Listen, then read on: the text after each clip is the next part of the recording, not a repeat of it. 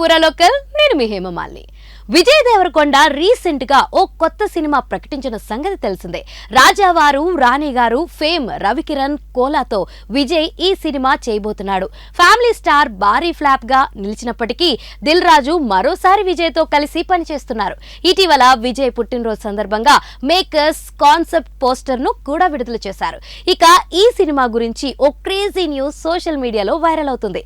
తాజా బజ్ ప్రకారం ఈ రూరల్ యాక్షన్ డ్రామాలో సాయి పల్లవిని హీరోయిన్ గా తీసుకోవాలని చూస్తున్నారట. ఈ పాత్రకి సాయి పల్లవి అయితేనే కరెక్ట్ గా ఉంటుందని డైరెక్టర్ బలంగా నమ్ముతున్నారు.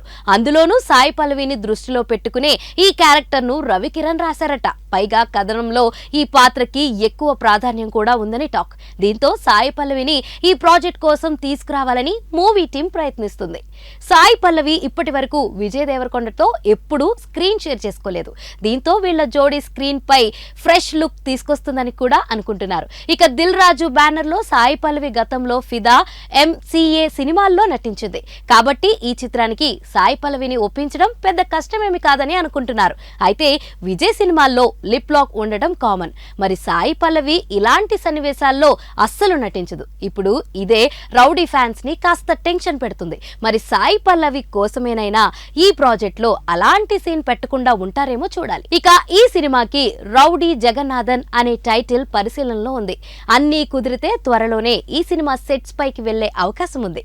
ప్రస్తుతం విజయ్ దేవరకొండ గౌతమ్ తిన్నూరి డైరెక్షన్ లో సినిమా చేస్తున్నాడు. ఈ చిత్రం షూటింగ్ దశలో ఉంది. పవర్ఫుల్ పోలీస్ రోల్లో విజయ్ ఇందులో కనిపించబోతున్నాడు. ఇక దీంతో పాటు రాహుల్ సాంకృత్యంతో కూడా ఓ ప్రాజెక్ట్ ను అనౌన్స్ చేశాడు. ఇది కూడా త్వరలోనే సెట్స్ పైకి వెళ్లనుందని టాక్. ఎన్నో ఆశలు పెట్టుకుని పక్కాగా హిట్ అవుతుందని నమ్మిన ఫ్యామిలీ స్టార్ అటు విజయ్ దేవరకొండకి ఇటు దిల్ రాజుకి పెద్ద షాక్ ఇచ్చింది. దీంతో రవికిరణ్ కోలా చిత్రంతో సక్సెస్ కొట్టాలని ఇద్దరూ ప్లాన్ చేసుకుంటున్నారు.